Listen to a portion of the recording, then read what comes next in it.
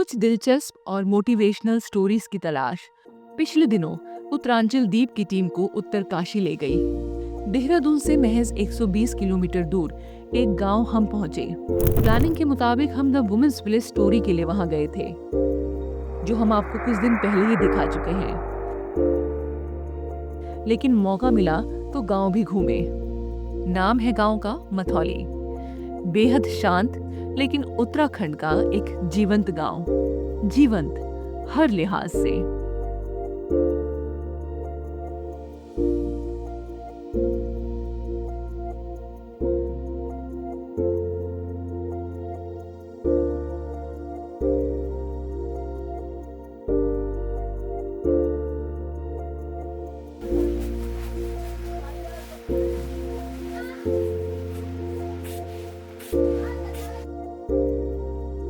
दरअसल गांव में कुछ दिनों बाद एक घर में जनेऊ संस्कार होने वाला है।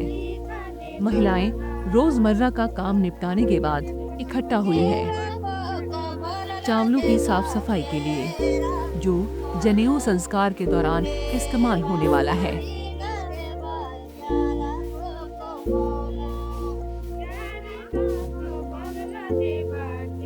मिल बांट कर काम करने की भावना आज भी उत्तराखंड के गांवों में जीवित है।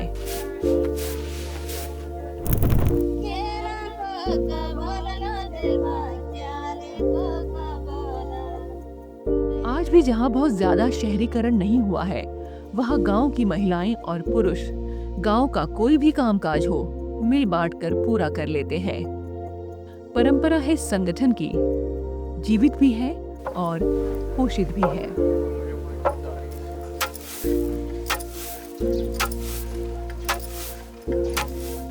बात करने पर मालूम हुआ कि कुछ महिलाएं यहाँ पर पढ़ी लिखी हैं। अंजू शादी करके इस गांव में आई। अब घर भर का काम करने के साथ साथ प्राइमरी स्कूल में पढ़ने वाली लड़कियों को पढ़ाती भी है। मैं यहाँ पे कृषि काम, खेतों में काम भी करती हूँ और सुबह से दिनचर्या सुबह उठना है, बच्चों को टिफिन देना है, बच्चे तैयार करने स्कूल के लिए, चिड़िया ले जाना है, फिर 9-10 बजे गांव में वापसी होती है।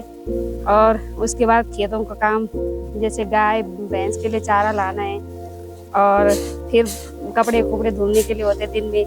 उसके बाद 2 बजे से मैं एक बालिका शिक्षा केंद्र में काम करती हूँ और उसमें मेरे पास 17 बालिकाएं आती है, जिसको मैं 2 से 6 बजे तक निःशुल्क शिक्षा प्राप्त देती हूँ बालिकाओं को। बेसिक प्राइमरी से आते उनको एक ही है कि हमने खेलना है। जब से यहाँ पे उनके लिए सेंटर खुला है, तब से बालिकाओं को ये है कि उन्होंने आना स्कूल से और सीधे अपने सेंटर में, वहाँ उनको अनेक प्रकार की गतिविधियाँ मिलती है।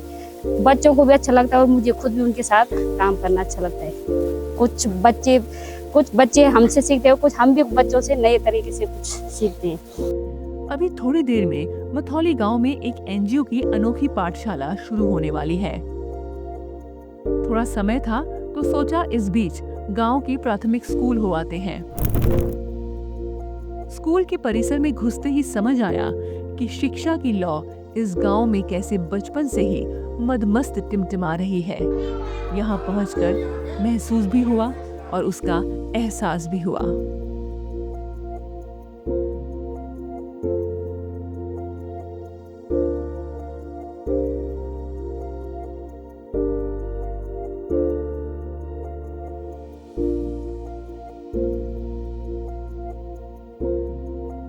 स्कूल को जिस सलीके से सजाया गया था और जितनी साफ सफाई थी यहाँ पर, टीम के लिए थोड़ा हैरान करने वाला था।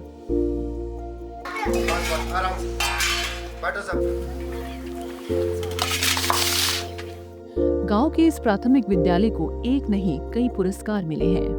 पहले विद्यालय में ये भौतिक जो संसाधन आपको दिख रहे हैं, इनको पूरा किया। कहा जाता है ना, पहले आसन शुद्ध फिर मंत्र शुद्ध।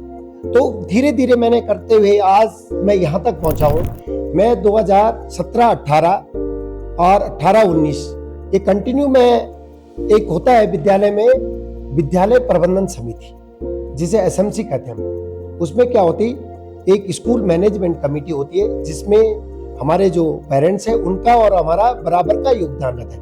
उनके तहत में 2 बार अवार्ड ले चुका हूं। और उसके बावजूद मैंने हमारे देश प्रधानमंत्री जी के द्वारा एक स्वच्छ विद्यालय पुरस्कार योजना चलाई गई थी 21-22 में, उसमें मेरे को स्वच्छ विद्यालय पुरस्कार जिला लेवल पे मैं पुरस्कृत हुआ हूं। गुरुजन उत्साहित हैं, तो बच्चे भी टीचर के नक्शे कदमों पर चल रहे हैं। तो संध्या बड़ के क्या बनना चाहती है? डॉक्टर। क्यों? बीमारियों का इलाज करना। मैं बड़े होके पुलिस बनना चाहता हूँ। क्यों?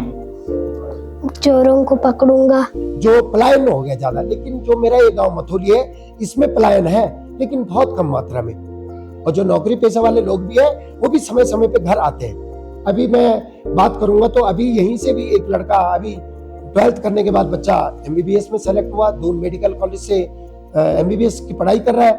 पहले आसन शुद्ध फिर मंत्र शुद्ध। हमने स्ट्रक्चर पे भी ध्यान दिया और स्ट्रक्चर के बावजूद भी पढ़ाई पे ध्यान दिया।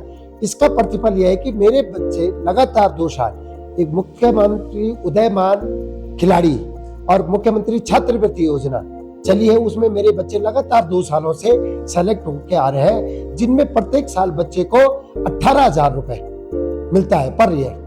18,000। 2 बच्चे मेरे, एक बच्चा मेरे पिछले साल, एक बच्चा मेरे रनिंग ईयर में अभी कर। और मेरी सबसे बड़ी उपलब्धि है कि मेरा एक बच्ची मेरी इस बार जवाहर नवोदय विद्यालय, जो हमारे लिए एक बड़ा एग्जाम होता है, तो मेरे इस साल मेरी एक बच्ची जवाहर नवोदय विद्यालय में भी सेलेक्ट हुई है, तो ये मेरे लिए बड़ी खुशी की बात है।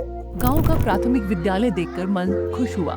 जीवन की बड़ी सच्चाई, जहाँ चाह वहाँ राह, एक बार फिर महसूस हुई, खासकर तब जब पहाड़ों में अभाव है कि सुर आजकल कुछ ज्यादा ही गूंज रहे हैं।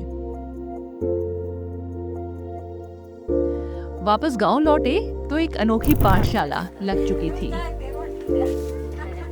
5 से नीचे तक की महिलाएं, 5 पास से नीचे तक की महिलाएं हैं, उनको भी साक्षर 3 महीने तक, मतलब इनको साक्षर बनाने के लिए कुछ गांव में किया जाए। तो यह भी हम यहाँ पे सभी महिलाएं इकट्ठी हुई है और इनको अभी मैं इनका नाम लिखाना सिखा रही हूँ, जो कि मतलब हर हफ्ते में मतलब 3 दिन चलता है। गांव से वापसी के दौरान एक महिला को देखा जो अकेले कुछ कामकाज में लगी हुई थी। अम्मा से बात की तो मालूम हुआ सेलिब्रिटी है, गांव की पहली महिला प्रधान। कैमरा देखकर थोड़ा सकुचा तो रही थी, लेकिन धीरे धीरे खुली और खुल कर बताया कि प्रधान रहते हुए क्या क्या किया और तरक्की किस किस रूप में गांव तक पहुंच गई है। बदलाव लिए हुए, कुछ खट्टे और कुछ मीठे।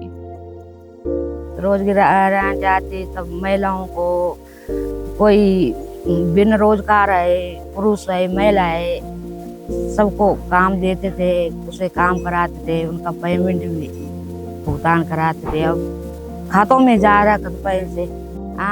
हमारे गाँव तो पहले ऐसा था कि जैसा फोन नहीं था, टीवी नहीं था, दास रहता था, ढोल बाजन बजाते थे, सब महिलाएं पुरुष सब रासो लगाते थे, गीत लगाते थे तानियों का। अब तो फोन हो गया, घर पे टीवी हो गया, बच्चा लोग बाहर ही नहीं आते। हाँ, ऐसा हो गया। पहले तो हमारा ढोल बाजना बजाते थे ना, और सब महिलाएं इकट्ठी हो जाती, पुरुष भी इकट्ठा हो जाते, सब एक जगह पे, और नाच कूद लगाते थे, रासो लगाते थे सब। अब तो फोन, बच्चों के पास फोन है, बस अंदर से बाहर आते नहीं। हंसी हंसी में जो बात अम्मा ने कही, उसके पीछे का दर्द उनकी पीढ़ी को बहुत अच्छे से समझ आ रहा है। वो दर्द जो शहरों को जकड़ने के बाद अब गांव तक पहुंच गया है, जो पोषित संगठन की परंपरा के सामने शायद सबसे बड़ी चुनौती बनकर उभर रहा है।